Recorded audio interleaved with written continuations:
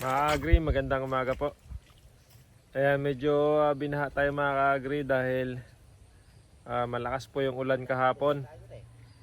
Ngayon ka-agree ay nagkakanal kami. Ayan, kung nakikita nyo si Dudong tsaka si Pupoy, gumagawa kami ng kanal papunta hanggang doon po. Kasi doon meron pong sapa doon. Kaya doon namin papaagos yung mga naiipon na tubig dito sa ating papayahan, no? So kasi mga agri kahapon halos halos maglangpas dito sa plastic mulch natin yung tubig. So naipon talaga yung tubig dahil maghapon yung malakas na ulan. So buti na lang mga agri na sa siguro 2 feet itong ano natin, plat natin sa papaya, kaya hindi nakaabot yung baha sa kanila, no? Kaya yun yung isa sa magandang nagawa natin dito sa ating land preparation ng papaya.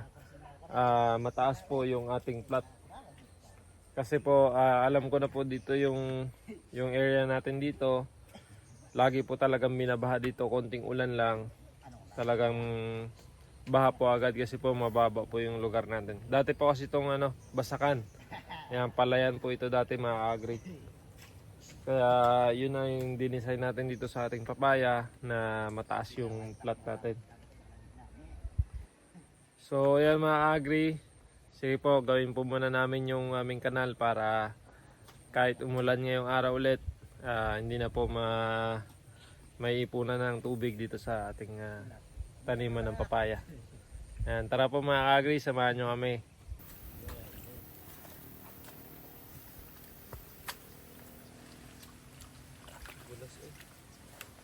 Bulas talaga dyan. Plastic. Tapon dito ilo pala.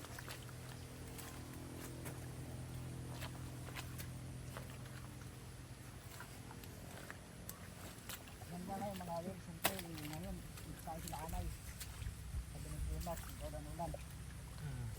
Lahat, magbag diba yung mga naga. Malata. Malita yan, pag-ulam natin. Malita.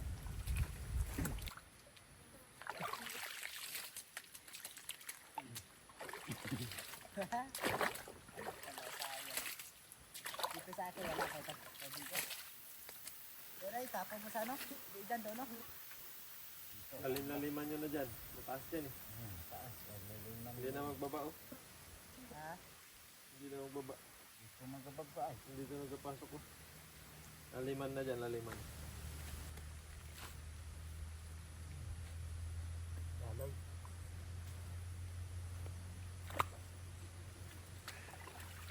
Pagkagawa natin ito.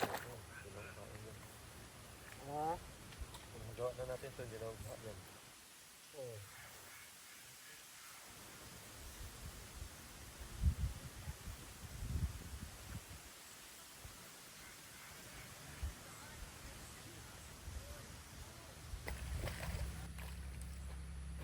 Yan, chinilas ko.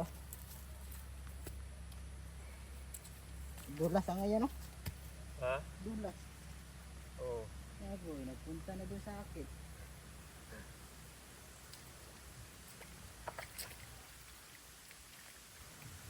Dulas ka.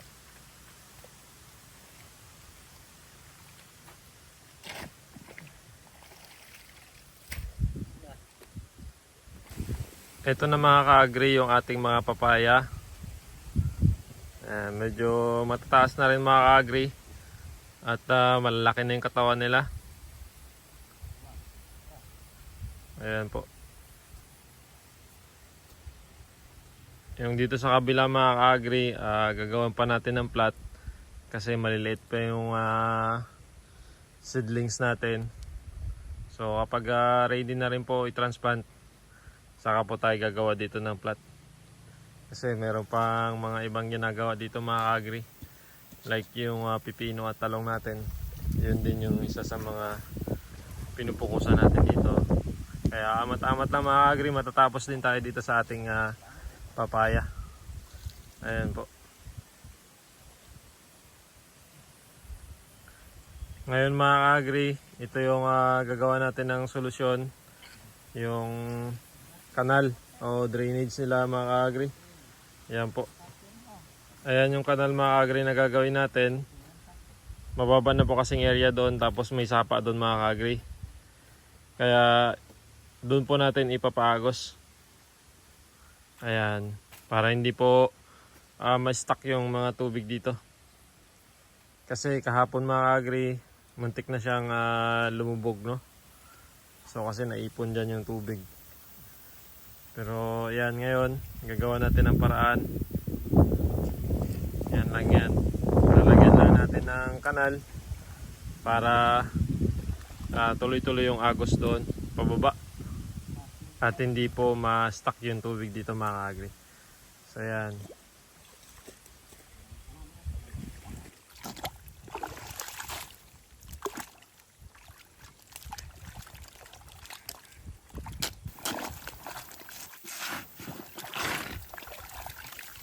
Naalit ba?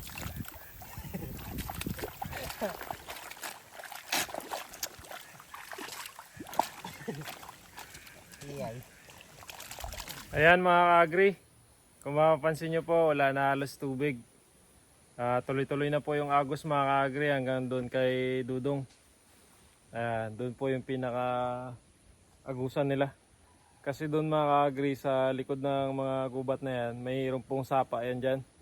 Yan po, umaagos po yun doon. Kaya doon po natin ikokonekta yung itong kanal natin sa ating papayahan. So ayan, kung mapapansin nyo mga ka-agri, tuyo na. Hindi tulad kanina na may naiipon na tubig. So hindi po kasi maganda yun sa ating mga papaya mga ka-agri. Ayan mga ka-agri, marami pong salamat sa inyong pagsubaybay. Ingat po kayo palagi. Happy farming po sa ating lahat.